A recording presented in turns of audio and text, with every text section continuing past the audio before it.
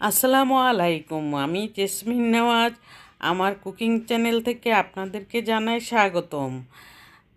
সন্ধ্যার নাস্তায় আজকে পুডিং বানিয়ে একদম সহজ উপায়ে আপনাদেরকে পুডিং বানিয়ে দেখাবো। আপনারা মনোযোগ দিয়ে দেখে নেবেন যে এত সহজ, এত একদম অল্প সময়ে আমি এই পুডিংটা বানাবো যে খেতে এত অসাধারণ লেগেছে। আর পাউরুটি দিয়ে যদি পুডিং বানানো হয় তাহলে কিন্তু এই জালিটা কিন্তু দেখা যায় না। আর পাউরুটি না দিলে কিন্তু একটু জালি থাকবেই। পাউরুটি ছাড়া আমি আজকে শুধু গরু দুধ পাউডার দুধ দিয়ে আর ডিম দিয়ে কিভাবে আমি এই পুডিংটা বানালাম সেটা আপনাদের সামনে তুলে ধরবো। আমার ভিডিওটা আপনাদের ভালো লাগবে, অবশ্যই একটি লাইক দিয়ে কন্টিনিউ করবেন, স্কিপ করবেন না। আমি আপনাদেরকে সুন্দরভাবে দেখানোর চেষ্টা করব। আমি কোনো কিছুই স্কিপ করিনি, সেই জন্যই আপনাদের কাছে আমার অনুরোধ রইল সাবস্ক্রাইব করে অল বাটনে প্রেস করে রাখবেন। এই যে শুরুতেই আমি বাটিতে ঘি নিলাম, 1 চা চামচ ঘি নিয়ে তারপরে আমি 3টা বড় সাইজের ডিম নিলাম। ডিমের সাইজটা খুব বড় বড় ছিল।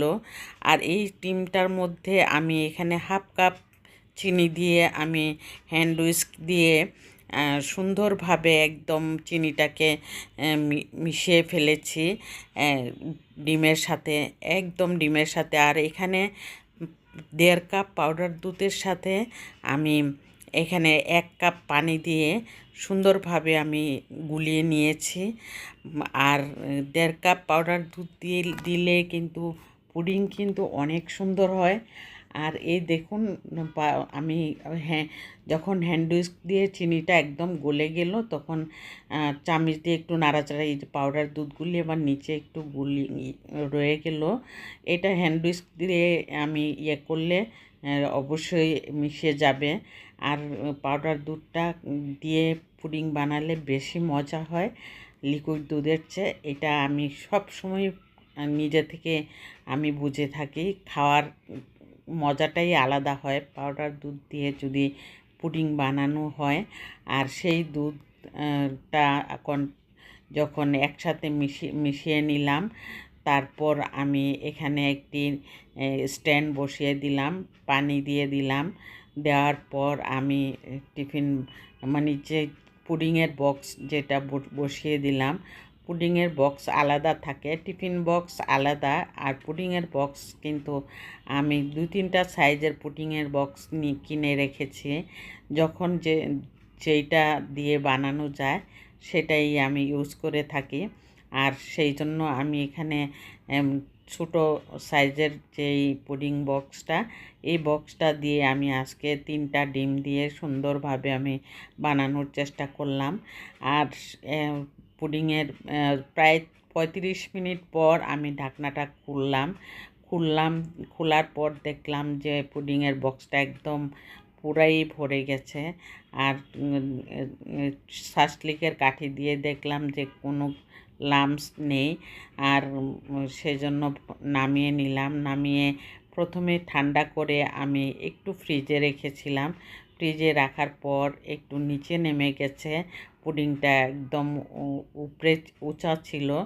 আর যেহেতু নামানোর পর একটু কমে যায়, সেটা সব পুডিংয়ের ক্ষেত্রেই হয়।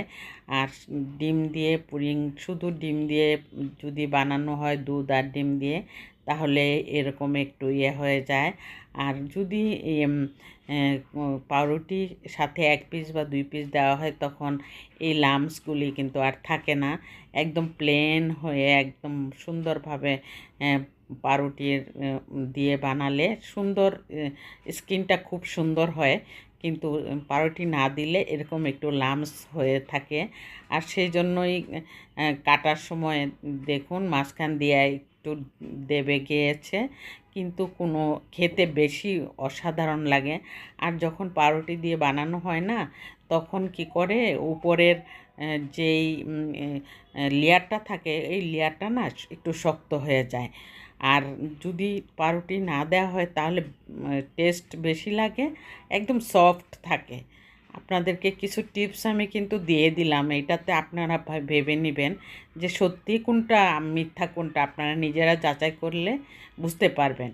আর আপনারা নিজেরা যদি বানিয়ে খান তাহলে বুঝতে পারবেন পাউরুটি ছাড়া কোনটা টেস্ট, পাউরুটি দিলে কোন কী ধরনের টেস্ট, সেটা আপনারা নিজেরাই টের পাবেন। আর আমি তো প্রায়ই বানিয়ে থাকি, সেজন্য আমি আপনাদেরকে ডিটেলস জানিয়ে দিলাম। আজকের মতো এখানেই বিদায় নিচ্ছি। আল্লাহ হাফেজ।